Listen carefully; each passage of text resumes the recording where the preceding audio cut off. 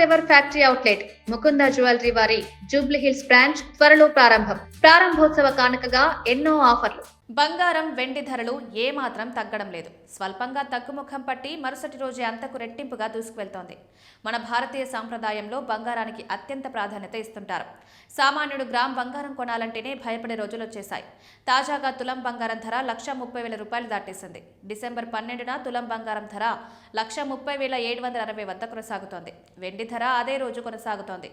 Kilo వెండి ధర 2,11,100 వద్ద ఉంది. ఈ ధరలు ఉదయం 6 గంటలకు మాత్రమే నమోదైనవి. రోజులు పెరగవచ్చు, తగ్గవచ్చు లేదా స్థిరంగా కొనసాగవచ్చు. ప్రతిరోజు ఉదయం 9 నుంచి 10 గంటల మధ్య బంగారం ధరను అప్డేట్ చేస్తారు. అప్పుడు మార్పు ఉండవచ్చని గమనించండి. హైదరాబాద్లో 24 క్యారెట్ల 10 గ్రాముల బంగారం ధర 1,30,760 ఉండగా 22 క్యారెట్ల 10 గ్రాముల ధర 1,19,860 వద్ద కొనసాగుతోంది.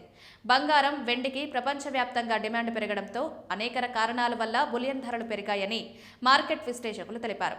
డాలర్ బలహీనపడ్డం కూడా ఒక ముఖ్యమైన అంశం.